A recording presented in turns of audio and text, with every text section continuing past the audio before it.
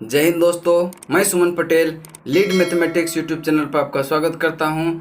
आज जो है घटना चक्र का डिस्कशन, हिस्ट्री का आज क्लास दूसरा है। इसके पहले हम एक क्लास ले चुके हैं। जो भी पिछले वीडियो नहीं देखे हैं उसका लिंक हम डिस्क्रिप्शन में दे देंगे, आप वहां से जाके देख सकते हैं। तो चलिए आज चलते हैं। क्वेश्चन नंबर 1 पे क्या है, कहता है कि भारत पटल पर आर्य लगभग डैश के बीच उभरे थे। तो आर्य जो है लगभग 1500 से 1000 ईसा पूर्व के लगभग में उभरे थे। तो इसमें देखेंगे आप ऑप्शन कोई नहीं है। तो आगे चलते हैं, इसका हम व्याख्या देखते हैं।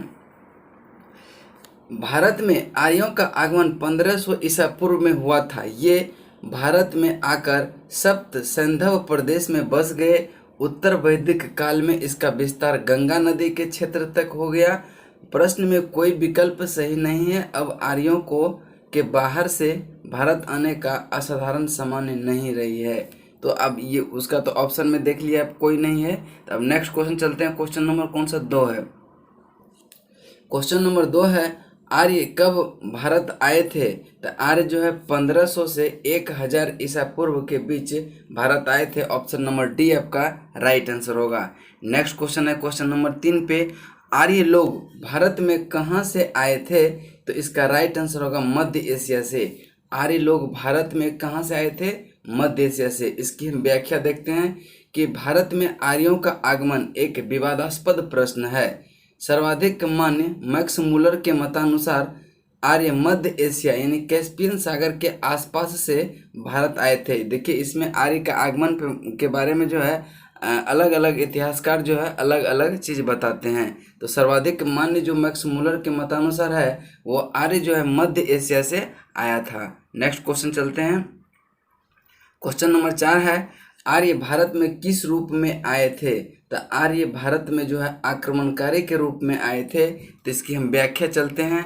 कहता है विभिन्न कारणों से मुख्यतः जनसंख्या में वृद्धि और चारागाहों की खोज के कारण आर्यों की शाखाओं ने मध्य एशिया से पूर्व और पश्चिम की ओर बढ़ना आरंभ किया। उन्होंने पूर्व की ओर बढ़ने वाली शाखाओं ने अफगानिस्तान होते हुए भारत में प्रवेश किया। यहाँ के स्थानीय निवासियों को युद्ध में परास्त करते हुए भारत को अपना निवास स्थान बना लिया। तो वो आक्रमणकारियों के रूप में आए थे। तो चलिए अगला चलते हैं। क्वेश्चन नंबर 5 है कि निम्नलिखित में से कौन सा वेद सबसे प्राचीन वेद है। तो यह आपका ऋग वेद जो है सबसे प्राचीन वेद है। नेक्स्ट देखते हैं, इसका डिस्कशन देखते हैं, इसका व्याख्या क्या है कि ऋग वेद को विश्व का सबसे प्राचीन ग्रंथ माना जाता है। इसकी रचना 1500 ईसा पूर्व से 1000 ईसा पूर्व के बीच हुई है। बाद में उत्तर वैदिक काल सामवेद, यजुर्वेद और अथर्ववेद की रचना हुई है। नेक्स्ट क्वेश्चन है क्वेश्चन नंबर 6 पे चलते हैं। 6 नंबर क्वेश्चन है कि ऋग्वैदिक आर्य किस भाषा का प्रयोग करते थे। तो ये जो है संस्कृत भाषा का प्रयोग करते थे। इसकी व्याख्या में देख लेते हैं। ऋग्वैदिक आर्यों की प्रमुख भाषा क्या थी, संस्कृत थी। ऋग्वैदिक कालीन ग्रंथ मुख्य रूप से संस्कृत भाषा में ही लिखे जाते थे। अगला क्वेश्चन चलते हैं क्वेश्चन नंबर 7 पे। क्वेश्चन नंबर 7 है, ऋग्वेद में सबसे पवित्र नदी का जिक्र था। सबसे पवित्र नदी जो था ऋग्वेद में सरस्वती था। इसकी व्याख्या चलते हैं हम लोग। ऋग्वेद में वर्णित सबसे पवित्र नदी सरस्वती थी। इसे नदियों में श्रेष्ठ एवं इसको नदीतमा एवं नदियों की माता सिंधु माता कहा गया। यद्यपि आर्यों की सबसे प्रमुख नदी सिंधु नदी थी, लेकिन क्या है, आर्यों की सबसे प्रमुख नदी सिंधु नदी थी। और ऋग्वेद की सबसे पवित्र नदी अगर पूछे तो उसका सरस्वती मारना है। अब देखेंगे, कहता है कि यद्यपि आर्यों की सबसे प्रमुख नदी सिंधु नदी थी, जिसकी ऋग्वैदिक में सर्वाधिक बार वर्णन किया गया। यानी कि ऋग्वेद में सर्वाधिक बार वर्णन किस नदी का किया गया है, तो सिंधु नदी का। नेक्स्ट क्वेश्चन चलते हैं क्वेश्चन नंबर 8 पे। कहता है कि शास्त्रीय संगीत के सिद्धांत की विवेचना की गई है तो सामवेद में। देखिए शास्त्रीय संगीत, सामवेद को संगीत का जनक भी कहा जाता है। अब इसकी व्याख्या देखेंगे कि भारतीय शास्त्रीय संगीत के सिद्धांत की विवेचना सामवेद का सामवेद में की गई है। इसमें अधिकांश मंत्र ऋग्वेद से लिए गए हैं और उनका उच्चारण विशेष प्रकार के यज्ञ के अवसर पर गाते हुए किए गए थे। इन मंत्रों का उच्चारण करने वाला उद्गाता कहा जाता था, यानी कि इस पे इन मंत्रों का जो उच्चारण करता था उसको नाम क्या था? उद्गाता कहा जाता था। नेक्स्ट चलते हैं आप लोग क्वेश्चन नंबर आपका अगला पे। अगला क्वेश्चन 9 नंबर है, कहता है कि सूची 1 को सूची 2 से सुमेलित करें। ब्राह्मण ये वैदिक कार्य के संपादन की विधि का वर्णन इससे संबंधित है। और आपका उपनिषद जो है शिक्षण संबंधी समस्याओं का वर्णन है। और अथर्ववेद जो है आपका जनसाधारण के रीति रिवाज का अध्ययन करता है। और ऋग्वेद अवस्था के साथ भाषा में समानता, यानी कि कौन सा आंसर हो जाएगा? 3 1 4 2 ऑप्शन नंबर बी आपका राइट आंसर होगा। न इसकी देखिए, इसका जादू टोना, इसका व्याख्या भी देख लेंगे हम। जादू टोना का अध्ययन किस वेद में किया जाता है? तो आप देखेंगे कि ब्राह्मण ग्रंथ में वैदिक यज्ञों के कार्यों के संदर्भ में विधि का वर्णन मिलता है। उपनिषदों में शिक्षण संबंधी समस्याओं का वर्णन किया गया है। अथर्ववेद में जनसाधारण के रीति रिवाज जैसे जादू टोना, चिकित्सा इत्यादि संबंधी जानकारी प्राप्त होती है। ऋग्वेद की तुलना अवस्था से की जाती है। तो आप समझ गए होंगे कि जादू टोना का अध्ययन किस वेद में किया जाता है? तो अथर्ववेद में। ठीक है, अगला चलते हैं आपका 10 नंबर है, वैदिक युग के लोग द्वारा सर्वप्रथम किस धातु का प्रयोग किया गया था? तो इसका राइट आंसर होगा तांबा का प्रयोग किया गया था। वैदिक काल के प्रारंभिक भाग में सर्वप्रथम प्रयुक्त धातु तांबा थी। उत्तर वैदिक काल में तांबे के अतिरिक्त चांदी, सोना एवं लोहा आदि धातु का भी प्रयोग होने लगा था। तो चलिए अब नेक्स्ट क्वेश्चन चलते हैं, क्वेश्चन नंबर 11 पे। कहते हैं कि ब्राह्मणवाद जिसे आज एक श्रेष्ठ वर्ग के रूप में समझा जाता था की जड़ें थी। इसकी जड़ें ईसा युग की आरंभिक शताब्दी में थी। तो इसका right answer option number D हो जाएगा। तो चलिए देखते हैं इसकी व्याख्या क्या है। कहता है कि उत्तर वैदिक काल में वर्ण व्यवस्था के कठोर न होने के कारण इस समय इसकी जड़ें नहीं पनप पाई। वर्तमान ब्राह्मणवाद की स्वरूप स्मृति काल 200 ईसा पूर्व से 200 ईस्वी तक अर्थात ईसा युग की आरंभिक शताब्दी से ही स्पष्ट होता है। तो अब नेक्स्ट क्वेश्चन चलते हैं आपका, क्वेश्चन नंबर आपका है 12। कहता है, क्वेश्चन नंबर 12 को ध्यान से पढ़ेंगे।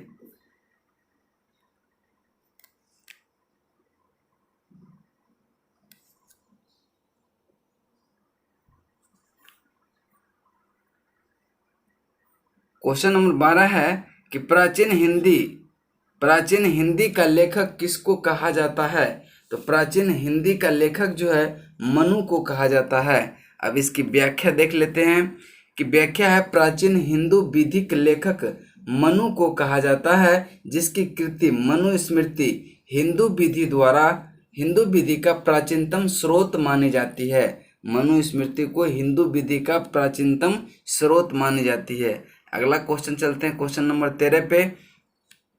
हिंदू विधि पर एक पुस्तक मिताक्षरा किसने लिखा है?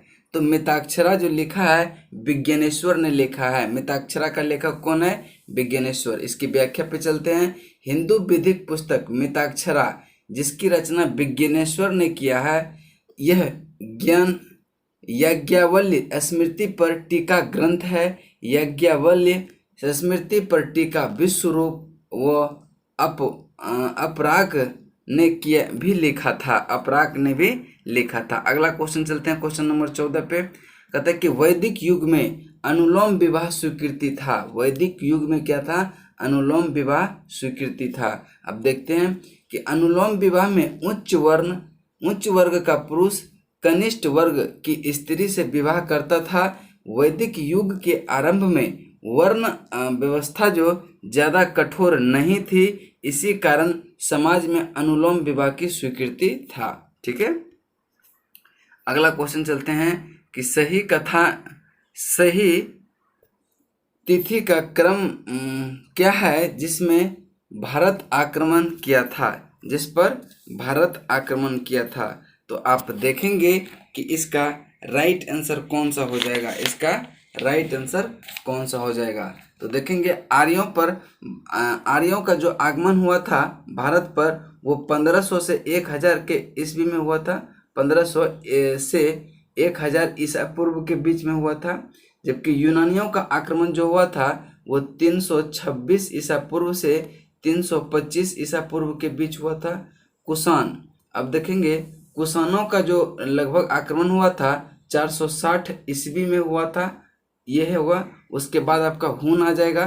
तो इसका राइट आंसर कौन सा हो जाएगा आपका 3 4 2 और 3 4 2 1, यानी कि ऑप्शन नंबर बी इसका राइट आंसर होता है। चलिए इसकी व्याख्या देख लेते हैं हम लोग।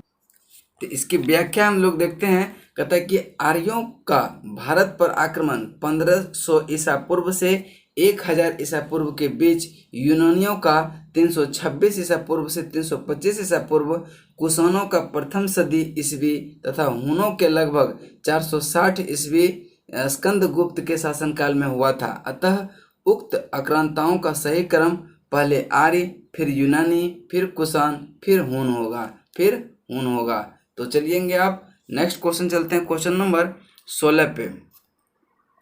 स्कंद पुराण में गढ़वाल को किस नाम से जाना जाता है? तो स्कंद पुराण में गढ़वाल को केदार खंड के नाम से जाना जाता है। ऑप्शन ए आपका राइट आंसर होगा। अब देखेंगे स्कंद पुराण में गढ़वाल को केदार खंड और कुमायूं को मानखंड कहा जाता है। तो ध्यान में रखेंगे कि गढ़वाल को क्या कहा जाता है, केदार खंड, और कुमायूं को मानस खंड कहा जाता है। समस्त प्राचीन साहित्य में गढ़वाल कुमाऊं को सम्मिलित रूप से उत्तराखंड कहा जाता है। गढ़वाल और कुमायूं को सम्मिलित रूप से क्या कहा जाता है, उत्तराखंड कहा जाता है। नेक्स्ट क्वेश्चन चलते हैं, क्वेश्चन नंबर 17 पे। शब्द निष्क का अर्थ वैदिक काल में आभूषण था, जिसका अर्थ बाद में प्रयोग हुआ निम्न रूप है। क्या चीज का? सिक्का का। निष्क सिक्का का रूप है। ठीक है। निष्क शब्द का प्रयोग प्रारंभिक रूप से वैदिक काल में हार जैसे किसी स्वर्णाभूषण के लिए होता था। बाद में इसका प्रयोग सिक्के के संदर्भ में किया जाने लगा था। ठीक है, बाद में इसका प्रयोग सिक्के के रूप में किया जाने लगा था। अब देखेंगे 18 नंबर। ऋग्वेद में वर्णित देवताओं में सबसे प्रमुख देवता कौन से थे? तो इसका राइट आंसर होगा इंद्र। इंद्र जो है सबसे प्रमुख देवता थे। किस देवता के लिए ऋग्वेद में पुरंदर शब्द का प्रयोग हुआ है? तो इसका देखेंगे कि उन्हें ही, मतलब इंद्र को ही पुरंदर शब्द भी के लिए प्रयोग किया गया है। अब देखेंगे कि ऋग्वेद का प्रमुख देवता इंद्र को माना जाता है। इंद्र को विश्व का स्वामी कहा गया। उन्हें पुरंदर की संज्ञा दी गई। ऋग्वेद के करीब 250 सूक्त में इंद्र का वर्णन है। तो आप समझ गए होंगे कि किस देवता को ऋग्वेद पुरंदर शब्द का प्रयोग किया गया था। तो इंद्र के लिए ही किया गया था। और विश्व का स्वामी भी इंद्र के लिए ही किया गया था। विश्व का स्वामी भी इंद्र के लिए ही किया गया था। नेक्स्ट क्वेश्चन चलते हैं क्वेश्चन नंबर 19 पे। कहता है कि वैदिक देवता इंद्र ईश्वर थे किसका? वर्षा एवं वज्र के ईश्वर थे। इसको इंद्र को कहा जाता था। तो वैदिक देवता इंद्र को वर्षा का देवता कहा गया है, जिसका प्रिय अस्त्र जो था वज्र था। क्या था? प्रिय अस्त्र क्या था? वज्र था। नेक्स्ट क्वेश्चन चलते हैं, क्वेश्चन नंबर 20 पे। ऋग्वेद का प्रमुख देवत्व कौन है? ऋग्वेद का प्रमुख देवत्व कौन है? तो इसका राइट आंसर जो हो जाएगा आपका अग्नि हो जाएगा। अग्नि इसका राइट आंसर होगा अग्नि, ऑप्शन नंबर बी। नेक्स्ट चलते हैं, आपका इसका व्याख्या देख लेते हैं थोड़ा सा।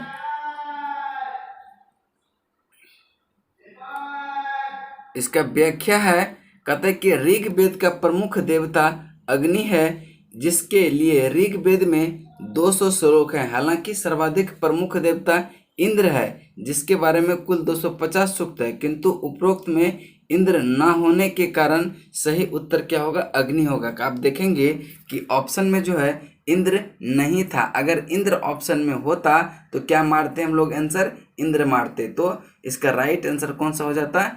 इंद्र हो जाता, लेकिन ऑप्शन में इंद्र नहीं है, तो उसके बाद अग्नि की चर्चा है, इसलिए से हम आंसर अग्नि मारेंगे। नेक्स्ट क्वेश्चन चलते हैं।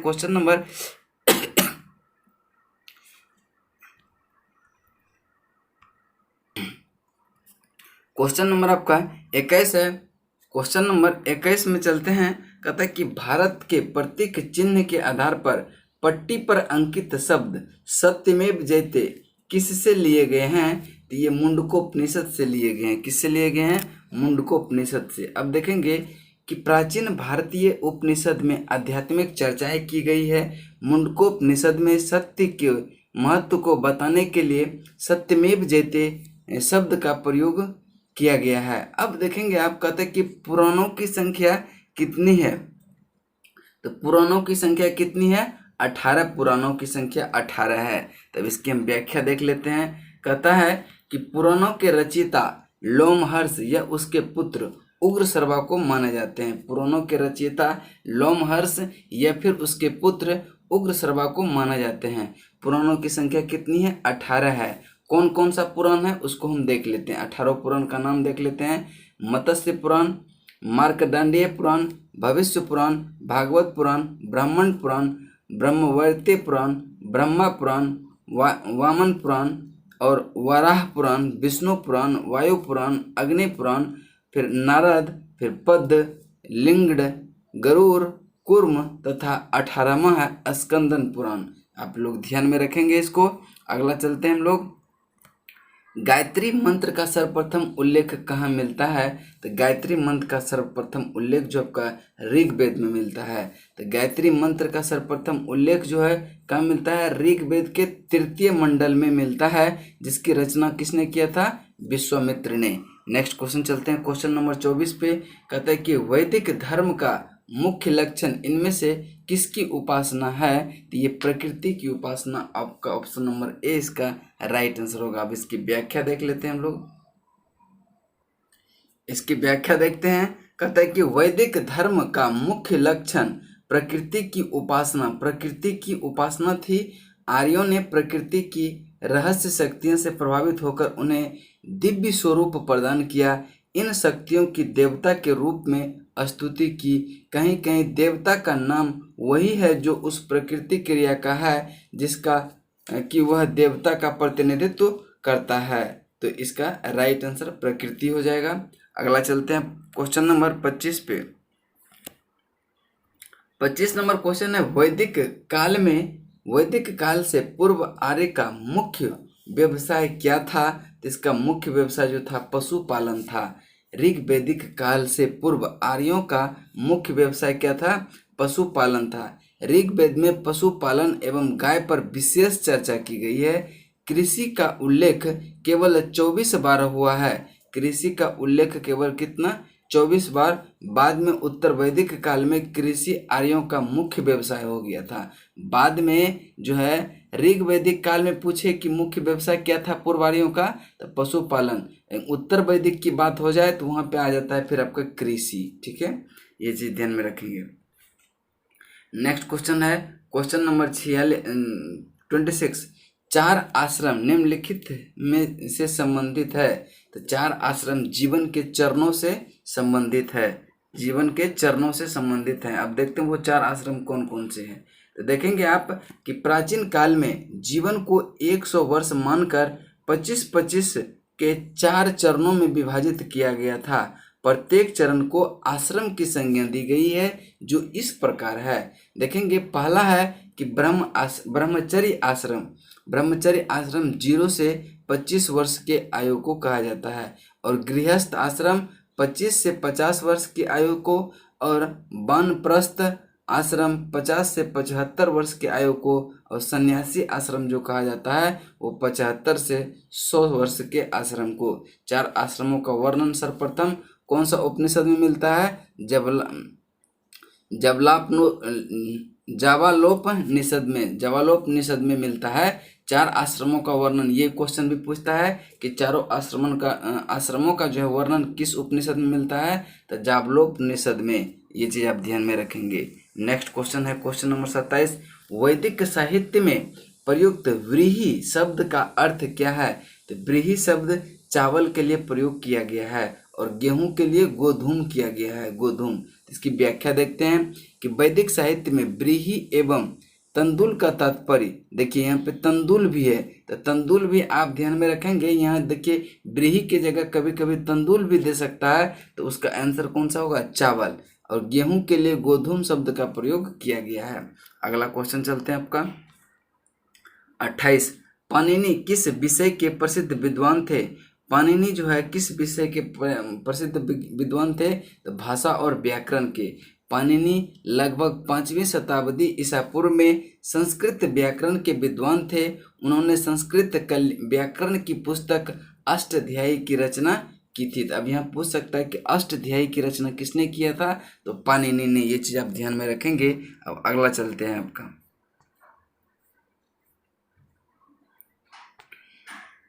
अगला क्वेश्चन है कि आर्य समाज डैश वर्णों में विभाजित है? तो आर्य समाज जो है 4 वर्णों में विभाजित है। अब देखते हैं कौन कौन सा है।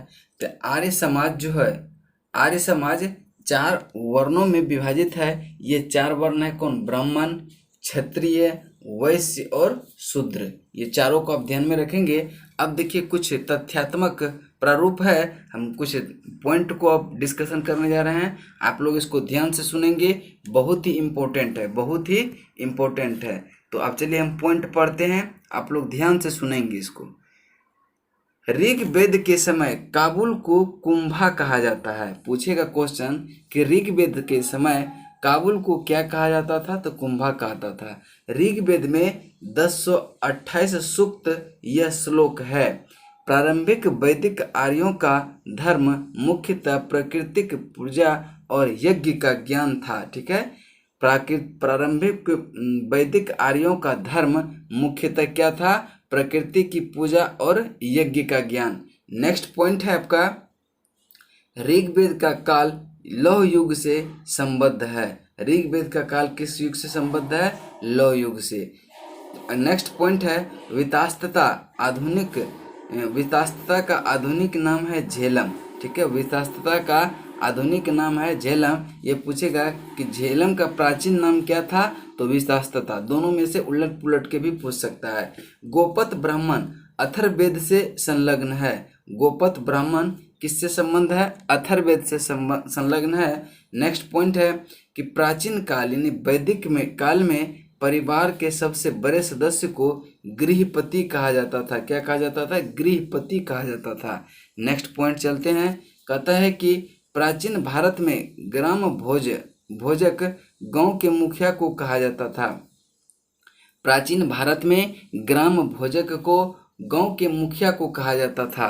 नेक्स्ट पॉइंट चलते हैं, आपका पॉइंट है नेक्स्ट, कहता है कि उपनिषद की रचना उत्तर वैदिक काल में की गई है। उपनिषद की रचना किस काल में की गई है? उत्तर वैदिक काल में। नेक्स्ट पॉइंट है वेद, ब्राह्मण ग्रंथ, आरण्यक वो उपनिषद वैदिक साहित्य हैं, जबकि जातक कथाएं बौद्ध साहित्य से संबद्ध है। ये चीज भी ध्यान में रखेंगे। कहते हैं कि वेद, ब्राह्मण ग्रंथ, आरण्यक वो उपनिषद वैदिक साहित्य हैं। क्या है? वैदिक साहित्य हैं, जबकि जातक कथाएं बौद्ध साहित्य हैं। ये चीज आप ध्यान में रखेंगे। ठीक है, नेक्स्ट पॉइंट चलते हैं। प्राचीन भारत में आश्रम व्यवस्था विभिन्न जिम्मेवारी के साथ है। तो 4 चरणों में मानव जीवन का काल का विभाजन क्या है? इसके पहले हम जस्ट बताए थे कौन कौन सा चरण होता है। ठीक है, अगला पॉइंट चलते हैं हम लोग। अगला पॉइंट है ऋग्वेद में निहिता गायत्री मंत्र सविता को समर्पित है। ऋग्वेद में निहित गायत्री मंत्र किस देवता को समर्पित है? सविता को समर्पित है। न्याय, वेदांग योग वो सांख्य में, सांख्य क्या है? प्राचीनतम है। अगर पूछेगा कि न्याय, वेदांग योग व सांख्य में प्राचीनतम कौन सा है? तो सांख्य जो है ये प्राचीनतम का मतलब होता है कि सबसे पुराना। ऋग्वेद काल में बहुपतित्व विवाह का प्रचलन में नहीं था। उसमें बहुपतित्व विवाह प्रचलन में नहीं था। नेक्स्ट पॉइंट चलते हैं, आपका कहता है कि ऐत्रेय, बीजासेना, कृष्णा कर्णामृत में से ऐत्रेय एक उपनिषद है। क्या है? कृष्णा कर्णामृत में से ऐत्रेय एक उपनिषद है। क्या है? ऐत्रेय एक उपनिषद है।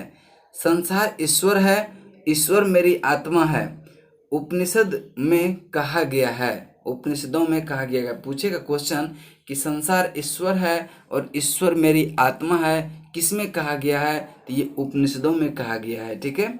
नेक्स्ट क्वेश्चन, नेक्स्ट पॉइंट है कि प्राचीन भारत में अश्वमेध यज्ञ राजा की श्रेष्ठता स्थापित करने के लिए किया जाता था। प्राचीन भारत में अश्वमेध यज्ञ राजा की श्रेष्ठता स्थापित करने के लिए अश्वमेध यज्ञ किया जाता था।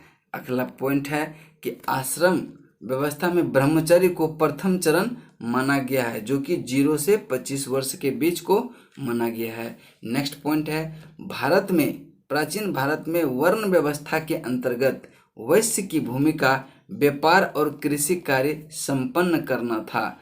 तो प्राचीन भारत में वर्ण व्यवस्था के अंतर्गत वैश्य की भूमिका क्या थी? व्यापार और कृषि कार्य को संपन्न करना था। नेक्स्ट पॉइंट चलते हैं आपका, कहता है कि ब्राह्मण, क्षत्रिय, वैश्य और शूद्र 4 भारतीय वर्ण है, जबकि वैश्विक वर्ण नहीं है। ये वैश्विक वर्ण नहीं है, ये कौन सा वर्ण है? भारतीय वर्ण है। नेक्स्ट पॉइंट है किदवंती राजा भारत के जिसके नाम पर हमारे देश का नाम पड़ा है के पिता का नाम है दुष्यंत। ठीक है, दुष्यंत।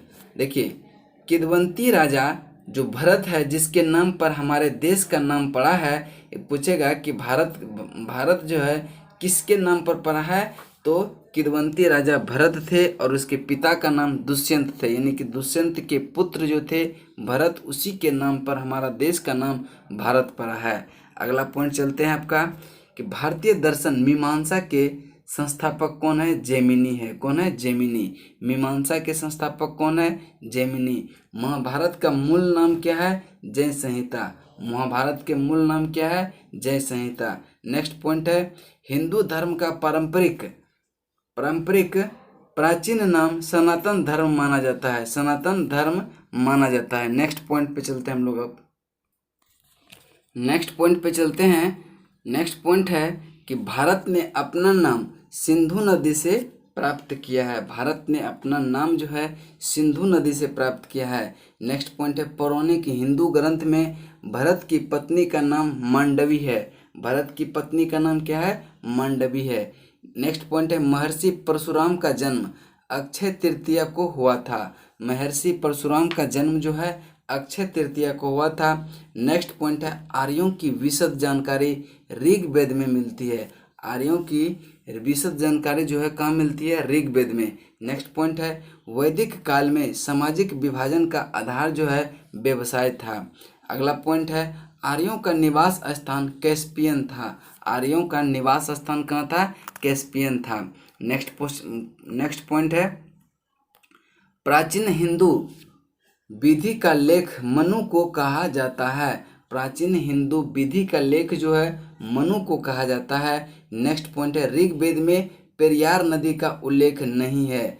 ऋग्वेद में जो है पेरियार नदी का उल्लेख नहीं है। नेक्स्ट पॉइंट चलते हैं आपका, कहता है कि महाकाव्य महाभारत वेद व्यास द्वारा रचा गया था। पूछेगा कि महाकाव्य महाभारत जो है किसके द्वारा रचा गया था? तो वेद व्यास द्वारा। अगला पॉइंट है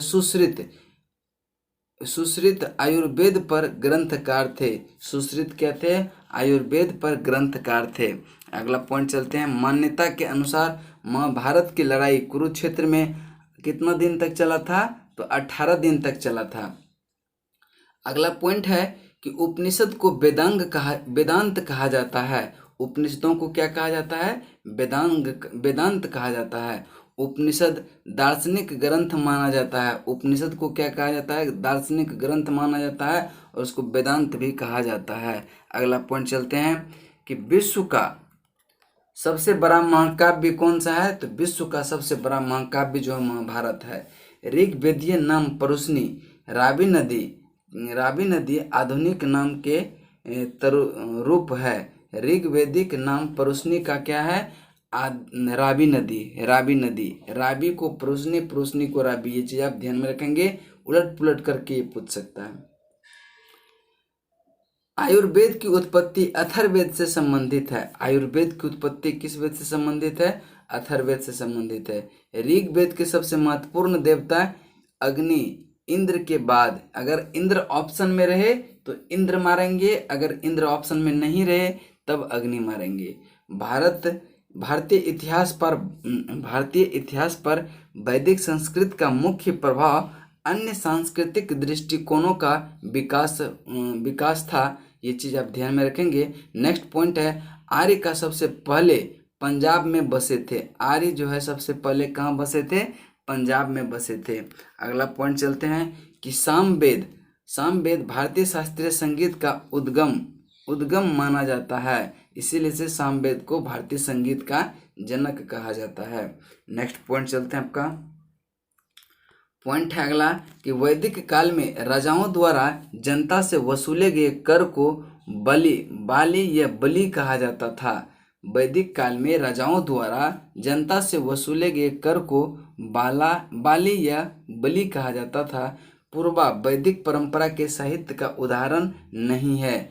दूसरा पॉइंट है कि आयुर्वेद एक वेद नहीं है। आयुर्वेद एक वेद नहीं है। पूछेगा कि निम्नलिखित में से कौन सा वेद नहीं है, तो उसमें ऑप्शन रहेगा आपका एक आयुर्वेद, तो आयुर्वेद एक वेद नहीं है। आप चलेंगे कि नेक्स्ट पॉइंट है ब्रह्मचर्य, गृहस्थ, वानप्रस्थ और संन्यास क्या है? ये चारों आश्रम है, ठीक है। जिसका उम्र क्या है? ब्रह्मचर्य का है 0 से 25, गृहस्थ का है 25 से 50 और 50 से जो है 75 आपका वानप्रस्थ है, और सन्यासी जीवन 75 से 100।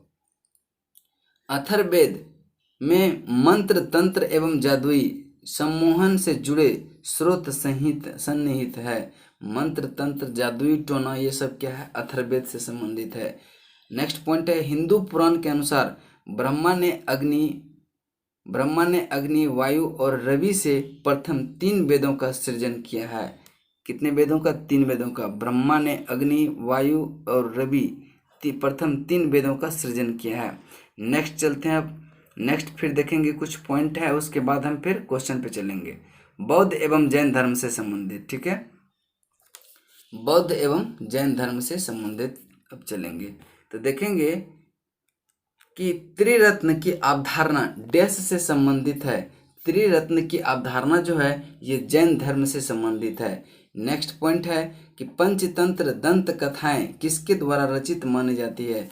पंचतंत्र दंत कथाएं ये विष्णु शर्मा के द्वारा रचित मानी जाती है। नेक्स्ट पॉइंट है भारत का सबसे बड़ा, दुनिया का दूसरा सबसे बड़ा मठ तवांग मठ कहाँ स्थित है? तो ये आपका अरुणाचल प्रदेश में स्थित है। कहेगा भारत का सबसे बड़ा मठ तथा दुनिया का दूसरा सबसे बड़ा मठ जिसका नाम है तवांग मठ। तवांग मठ कहाँ स्थित है? अरुणाचल प्रदेश में।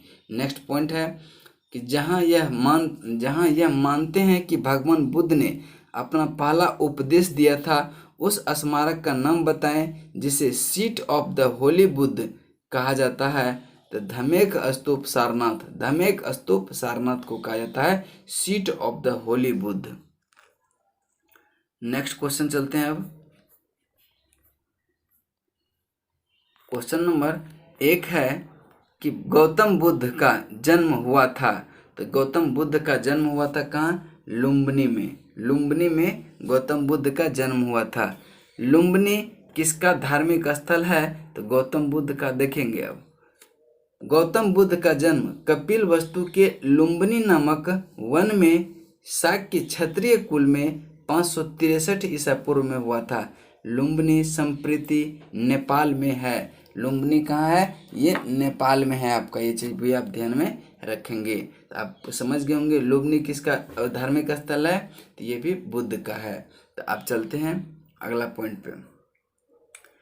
बुद्ध शब्द का तात्पर्य क्या है? बुद्ध शब्द का तात्पर्य है एक ज्ञान संपन्न व्यक्ति। ऑप्शन नंबर सी इसका राइट आंसर होगा। इसका व्याख्या देख लेते हैं। कहता है कि बुद्ध शब्द का अर्थ है जारित या ज्ञान संपन्न। गौतम बुद्ध के ज्ञान प्राप्त होने के बाद बुद्ध कहा गया। यह ज्ञान बोध गया बिहार में प्राप्त हुआ था।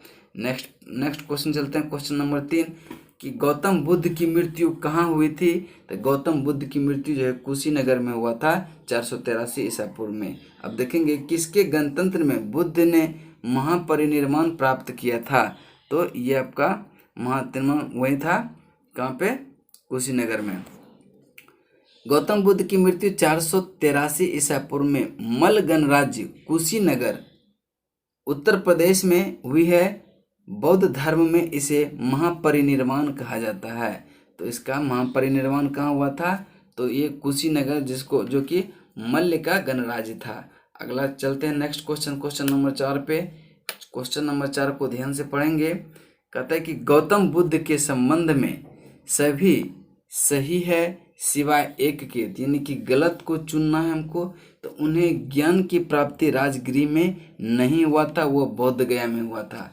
उनका जन्म लुम्बिनी में हुआ था, बिल्कुल सही है। उसकी मृत्यु कुशीनगर में हुई थी। उसने ज्ञान की प्राप्ति बोध गया में हुई थी, ना कि राजगृह में। तो इसका राइट आंसर डी हो जाएगा। नेक्स्ट चलते हैं। अब नेक्स्ट पॉइंट है, देखिए इसका व्याख्या है, गौतम बुद्ध का जन्म लुम्बिनी में हुआ था। गृह त्यागने के बाद बोध गया में उन्हें ज्ञान की प्राप्ति हुआ था तथा उनकी मृत्यु कुशीनगर में हुई थी। अंतिम विकल्प सही नहीं है, वही वाला हो गया। नेक्स्ट क्वेश्चन चलते हैं। गौतम बुद्ध को कौन सी जगह ब्रह्मा ज्ञान प्राप्त हुआ था, तो इसका राइट आंसर होगा बोध गया में, बोध गया में। इसकी देख लेते हैं, हम व्याख्या भी देख लेते हैं। कहते हैं कि 29 वर्ष की अवस्था में बुद्ध ने गृह त्याग कर दिया था। इन्हें बौद्ध ग्रंथों में महाभिनिष्क्रमण कहा जा गया। इसके पश्चात उन्होंने बोध गया बिहार में निरंजना नदी, यानी आधुनिक जिसको फल्गु नदी अभी बोला जाता है, के तट पर बोधि वृक्ष यानी पीपल के वृक्ष के नीचे समाधि लगाई थी। 8वें दिन वैशाख पूर्णिमा के दिन ज्ञान प्राप्ति संबोधि के बाद वे गौतम बुद्ध तथागत और शाक्य मुनि के नाम से प्रसिद्ध हुए। तथागत और शाक्य मुनि के नाम से प्रसिद्ध हुए। नेक्स्ट पॉइंट, नेक्स्ट क्वेश्चन चलते हैं, क्वेश्चन नंबर 6 पे। बुद्ध ने अपना प्रथम उपदेश कहाँ दिए थे, तो बुद्ध ने अपना प्रथम उपदेश जो है सारनाथ में दिए थे। तो चलिए देखते हैं इसकी व्याख्या भी देख लेते हैं। सारनाथ में बुद्ध का प्रथम प्रवचन क्या कहलाता है, तब सब इसमें व्याख्या में हम डिस्कशन करते हैं।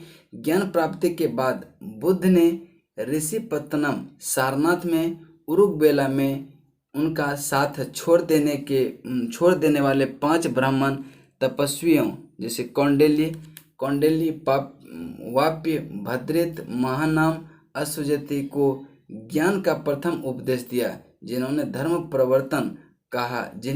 धर्म चक्र प्रवर्तन कहा जाता है।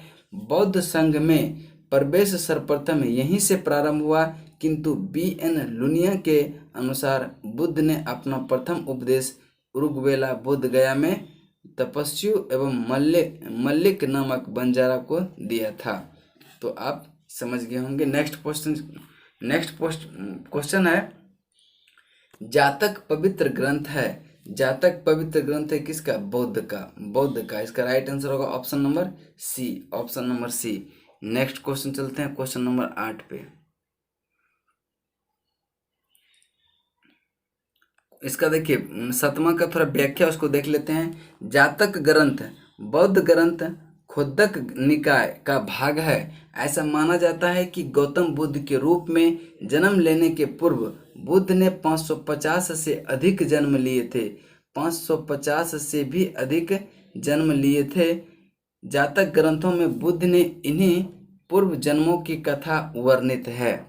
नेक्स्ट क्वेश्चन चलते हैं कि 8 नंबर, बौद्ध धर्म के प्रचार प्रसार के लिए कौन सी भाषा का प्रयोग की गई थी, तो इसका राइट आंसर होगा पाली भाषा का प्रयोग किया गया था। नेक्स्ट पे व्याख्या देखते हैं इसका।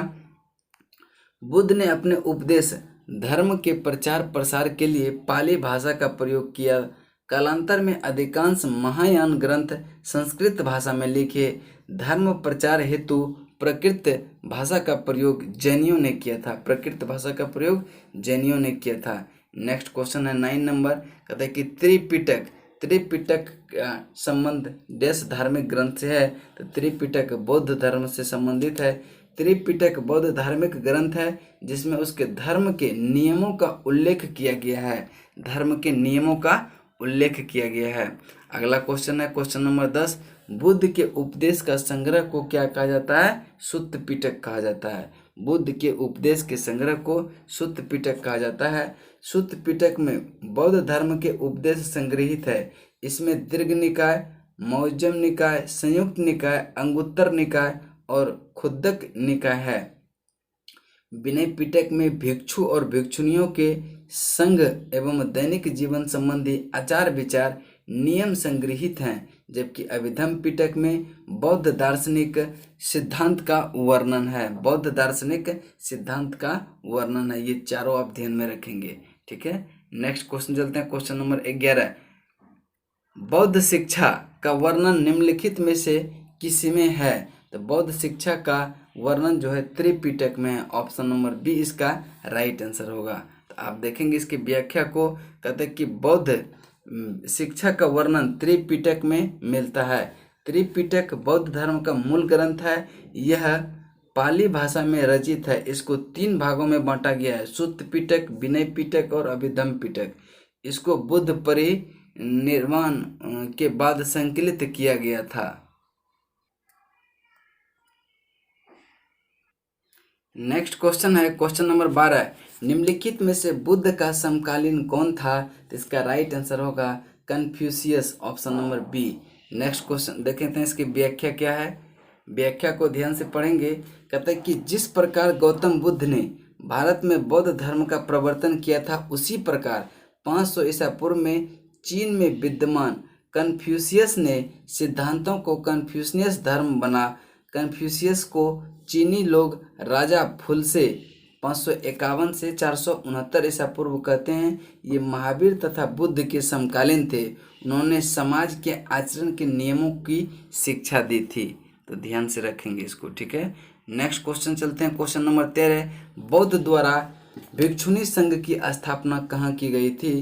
तो वैशाली में। वैशाली में बौद्ध धर्म के ग्रहण करने वाली प्रथम महिला कौन थी? तो भिक्षुणी थी वही। नेक्स्ट देखते हैं इसका। गौतम बुद्ध द्वारा वैशाली में अम्रवाटिका में भिक्षुणी संघ की स्थापना की गई। इस संघ में प्रवेश पाने वाली प्रथम महिला बुद्ध की सौतेली माता प्रजापति गौतमी थी।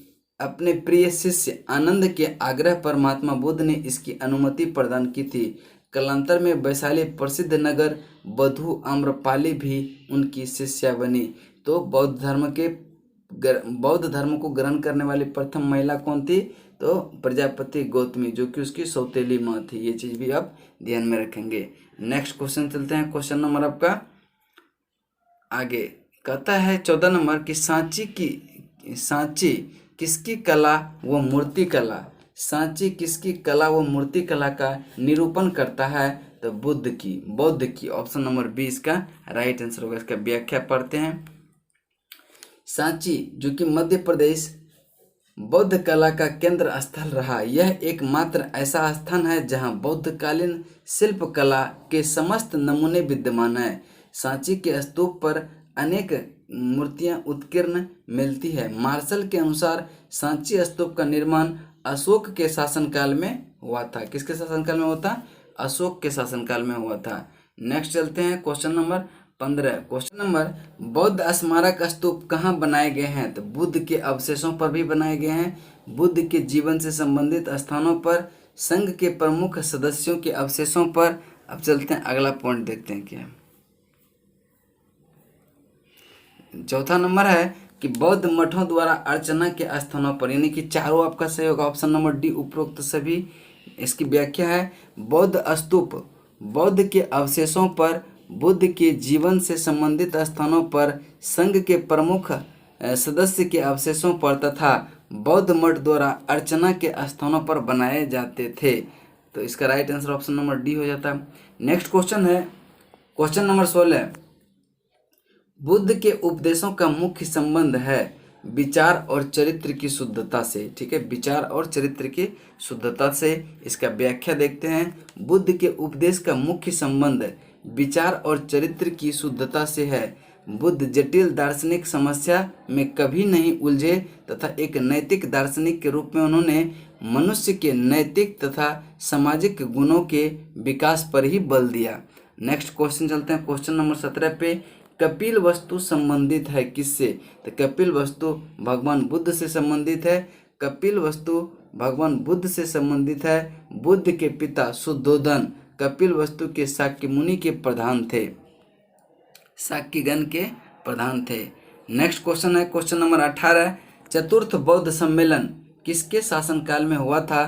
तो चतुर्थ बौद्ध सम्मेलन जो हुआ था कनिष्क के शासनकाल में, कुंडलग्राम जो कि जम्मू कश्मीर में वहीं पे हुआ था।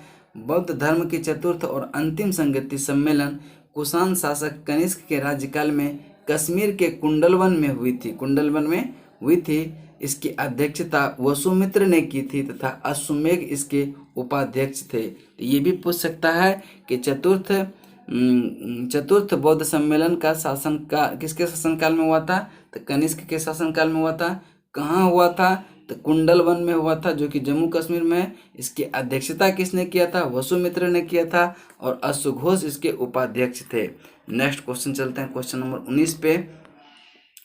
कहता है कि बौद्ध धर्म से संबंध अर्ध गोलाकार अत्युष्टि संबंधित टीले को क्या कहा जाता था? जिसको स्तूप कहा जाता है। नेक्स्ट इसका व्याख्या देख लेते हैं थोड़ा। तो इसका व्याख्या देखते हैं। कहता है महात्मा बुद्ध के महापरिनिर्वाण के बाद उसकी अस्थियां को 8 भागों में बांटा गया, उन पर समाधियों का निर्माण किया गया, इन्हीं को स्तूप कहा गया। ध्यातव्य है कि स्तूप का उल्लेख सर्वप्रथम किस वेद में मिलता है? ऋग्वेद में, जहां अग्नि की उठती हुई ज्वाला को स्तूप कहा गया था। नेक्स्ट चलते हैं क्वेश्चन नंबर 20 पे। आजीवक संप्रदाय के संस्थापक कौन थे? तो आजीवक संप्रदाय के संस्थापक मक्खाली गोसाल थे, ऑप्शन नंबर सी। नेक्स्ट है बुद्ध के जन्म के पूर्व एक प्रमुख धार्मिक संप्रदाय आजीवक संप्रदाय था जिसके संस्थापक मक्खाली गोसाल थे। इनका मत नियतिवाद का कहा जाता था। इनका मत जो है नियतिवाद कहा जाता है। नेक्स्ट क्वेश्चन है क्वेश्चन नंबर 21। कहता है कि जैन धर्म के प्रथम तीर्थकर थे। तो जैन धर्म के प्रथम तीर्थकर जो थे वो कौन थे? ऋषभदेव थे। और अंतिम तीर्थकर जो थे वो आपका महावीर स्वामी थे। इसका देख लेते हैं थोड़ा सा व्याख्या। जैन धर्म के प्रथम तीर्थकर कौन थे? ऋषभदेव थे। पारसनाथ को बारे में भी पूछता है बराबर कि पारसनाथ 23वें तीर्थकर थे और महावीर स्वामी 34वें और अंतिम तीर्थकर थे जैन धर्म का। नेक्स्ट क्वेश्चन चलते हैं। महावीर स्वामी का जन्म जो है निर्माण प्राप्त हुआ था, यानी कि महावीर स्वामी डैश में निर्माण प्राप्त हुआ था। तो देखिए इसमें 527 दिया है, लेकिन इसका जो देखिए इसका राइट आंसर ये हो रहा है इसमें, लेकिन देख लेते हैं इसका व्याख्या। महावीर के जन्म एवं मृत्यु से संबंधित तिथि में विवाद है। क्या है? विवाद है। कहीं कहता है कि 599, कहीं कहता है कि 527, कहीं कहता है 540। तो देख लेते हैं क्या है। महावीर स्वामी से संबंधित तिथियों से में विवाद है। एक तिथि के अनुसार महावीर का जन्म 599 ईस्वी पूर्व में हुआ था एवं इसकी मृत्यु 527 ईसा पूर्व में हुआ था, जबकि दूसरी तिथि के अनुसार 540 ईसा पूर्व में इसके जन्म हुआ था और 468 ईसा पूर्व में इसकी मृत्यु मानी जाती है। तो दोनों तिथि में प्रथम तिथि अधिक मान्य है। यानी कि अगर पूछे आपसे कि महावीर स्वामी का जन्म कब हुआ था तो आप मारेंगे कितना? 599। अगर 599 ऑप्शन में है तो 599 ही मारना है, 599 ईसा पूर्व, ठीक है। और मृत्यु जो इसका हुआ था 527 ईसा पूर्व में हुआ था। तो नेक्स्ट क्वेश्चन चलते हैं। क्वेश्चन नंबर आपका 23 है। निम्नलिखित में से कौन जैन धर्म के असली संस्थापक माने जाते हैं? तो इसका राइट आंसर होगा वर्धमान महावीर को, वर्धमान महावीर को। इसका देख लेते हैं व्याख्या थोड़ा सा होगा। देखिए सांख्य व्याख्या है, वर्धमान महावीर जैनियों के 24वें तीर्थकर एवं जैन धर्म के वास्तविक संस्थापक माने जाते थे। उन्हें पारसनाथ के 4 जैन सिद्धांत सत्य, असत्य, अस्तेय, अहिंसा, अपरिग्रह में अपना 5वां सिद्धांत ब्रह्मचर्य को जोड़ा था। इनका जन्म कुंडल ग्राम में ज्ञात्री क्षत्रिय कुल में हुआ था।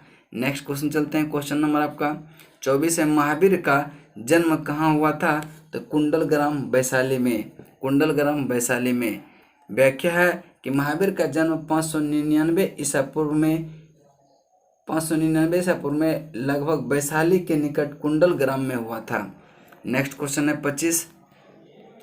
जैनवाद के पूर्ण ज्ञान को निम्न में से निम्न रूप में उल्लेखित किया गया है।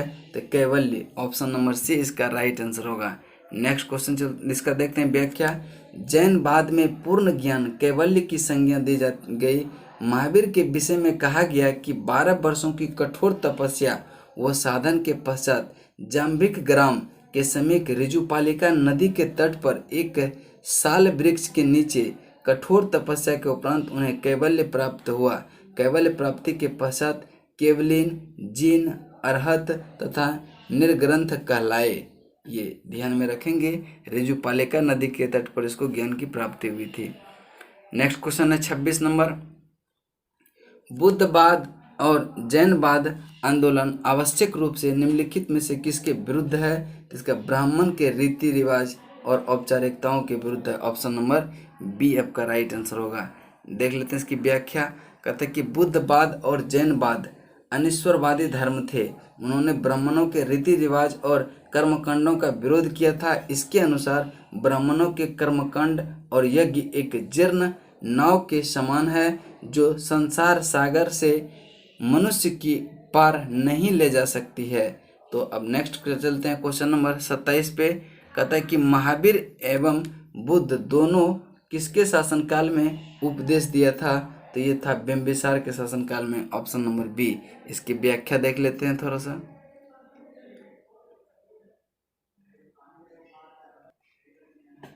इसकी व्याख्या देखते हैं। कहता है कि महावीर एवं बुद्ध के मगध नरेश बिंबिसार के शासनकाल में उपदेश दिया। महावीर स्वामी और बिंबिसार निकट संबंधी भी थे क्योंकि महावीर की माता त्रिशला विदेहता लिच्छवी शासक चेटक की बहन थी। बिंबिसार का विवाह चेटक की पुत्री से हुआ था। तो बिंबिसार ने बुद्ध के निवास के लिए बेलुवन नामक विहार बनाया था। बुद्ध के निवास के लिए बेलुवन नामक विहार बनाया था। कौन? आपका ये बिंबिसार ने। नेक्स्ट क्वेश्चन चलते हैं क्वेश्चन नंबर 28 पे। निम्नलिखित में से बौद्ध धर्म एवं जैन धर्म पर्याय थे। तो इसका राइट आंसर अहिंसा के। बौद्ध एवं जैन धर्म अहिंसा के पर्याय थे। अब देखिए कुछ पॉइंट है, उस पॉइंट के बारे में डिस्कशन कर लेंगे हम लोग। जैन धर्म के दर्शन शास्त्र के स्यादवाद का सिद्धांत प्रस्तुत किया। ठीक है। नेक्स्ट पॉइंट है कि जैन धर्म ने कर्म और पुनर्जन्म में विश्वास व अहिंसा का उपदेश दिया। उसका भगवान में विश्वास नहीं था। ये जो है कर्म में विश्वास करता था, भगवान में इसका विश्वास नहीं था। नेक्स्ट है कपिल वस्तु, पावापुरी, प्रयाग व श्रावती में पावापुरी जैन धर्म से संबंधित है। पावापुरी पूछेगा कि निम्नलिखित में से किससे जो है जैन धर्म से संबंधित है? तो पावापुरी आपका जैन धर्म से संबंधित है। नेक्स्ट चलते हैं। नेक्स्ट पॉइंट है जैन तीर्थकर महावीर ने पावापुरी में शरीर का परित्याग किया था, शरीर त्याग किया था, यानी कि यहाँ पे इसका मृत्यु हुई थी। नेक्स्ट क्वेश्चन चलते हैं। नेक्स्ट पॉइंट है आपका सम्यक ज्ञान, सम्यक ज्ञान, सम्यक कर्म मुक्ति, ईश्वर में आस्था में से ईश्वर में आस्था जैन धर्म के त्रिरत्नों में शामिल नहीं थे। पूछेगा कि निम्न त्रिरत्नों में कौन सा जैन धर्म में से संबंधित नहीं है? तो ईश्वर में आस्था जो है ये जैन धर्म से संबंधित नहीं थे। ठीक है। जैनों का श्वेतांबर वर्ग जिसे सिर्फ सफ़ेद कपड़ा पहनता था। नेक्स्ट पॉइंट है जैन धर्म ज्ञान की प्राप्ति पर बल देता था। नेक्स्ट पॉइंट है वह सिद्धांत जो जैन धर्म के बौद्ध धर्म से अलग करता था सभी सजीवों एवं पदार्थों में आत्मा का वास है। नेक्स्ट पॉइंट है जैन धर्म में परम ज्ञान से तात्पर्य कैवल्य है। जैन धर्म में परम ज्ञान से तात्पर्य क्या है? कैवल्य है। पारसनाथ जैनों का एक प्रसिद्ध तीर्थ स्थान है। पारसनाथ जो है एक जैन का एक सुप्रसिद्ध तीर्थ स्थल है। नेक्स्ट पॉइंट चलते हैं। पॉइंट है कि पारसनाथ से जुड़े होने के कारण सम्मेद शिखर क्षेत्र जैन सिद्धांत सिद्ध क्षेत्र माना गया। नेक्स्ट पॉइंट है कि कि भारत में जैन धर्म चंद्रगुप्त मौर्य के शासनकाल में फैला था। दूसरा पॉइंट है प्रथम जैन सभा पाटलिपुत्र में हुई थी। प्रथम जैन सभा पाटलिपुत्र में हुई थी। नेक्स्ट पॉइंट है बिहार के नालंदा जिले में पावापुरी जैनियों के लिए एक धार्मिक स्थल था। नेक्स्ट पॉइंट है बुद्ध के मरणोपरांत हुए बौद्ध सम्मेलन 483 ईसा पूर्व में अध्यक्ष महाकश्यप ने किए थे। अध्यक्षता इसका महाकश्यप ने किया था। ठीक है।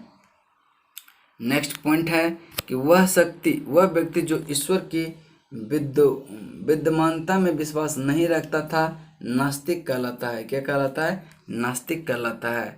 नेक्स्ट पॉइंट है जातक कथाएं, अचरंग सूत्र, दीर्घ निकाय और सुमंगला विलासिनी में से अचरंगना सूत्र जैन ग्रंथ है, बाकी सभी बौद्ध ग्रंथ है। यानी कि अचारंग सूत्र जो है वो जैन ग्रंथ है, बाकी सब जो है क्या है आपका बौद्ध ग्रंथ है।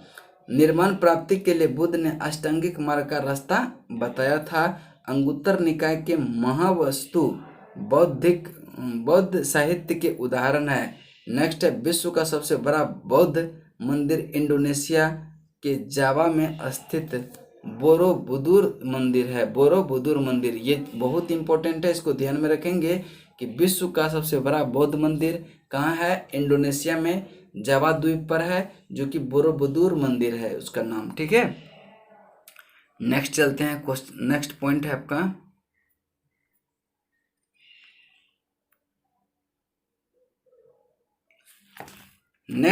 आपका चलते हैं नेक्स्ट पॉइंट को ध्यान से देखेंगे। कहता है कि कला, साहित्य, वास्तुकला, संगीत व धार्मिक क्रियाकलापों में बौद्ध धर्म का सर्वाधिक योगदान धार्मिक क्रियाकलापों में था। नेक्स्ट है कि लिंगायत आंदोलन के प्रारंभ करने वाला श्रेय वसपा अथवा वसव को जाता है। नेक्स्ट पॉइंट है बुद्ध द्वारा निर्धारित अष्टांगिक मार्ग सही विश्वास शामिल नहीं है।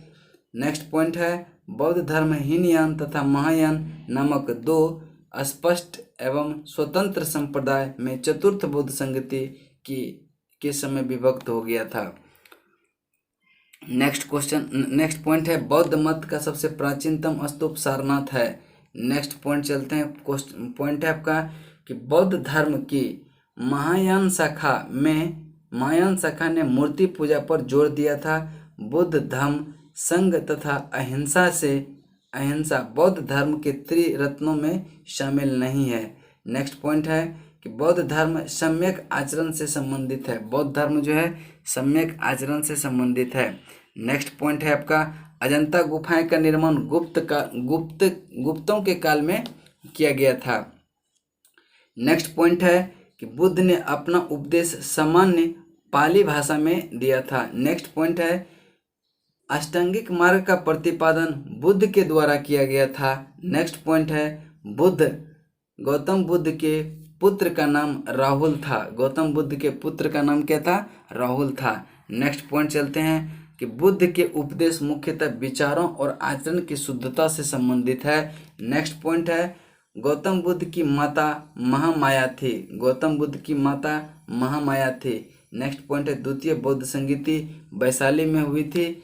नेक्स्ट पॉइंट है नागा अर्जुन अभिलेख में बौद्ध धर्म के बारे में जानकारियाँ मिलती है। नागा अर्जुन अभिलेख में बौद्ध धर्म के बारे में जानकारी मिलती है। नेक्स्ट पॉइंट है जैन धर्म और बौद्ध धर्म दोनों ने ही मोक्ष के लिए कठोर तप एवं सादगी की अनिवार्यता बताया तथा दोनों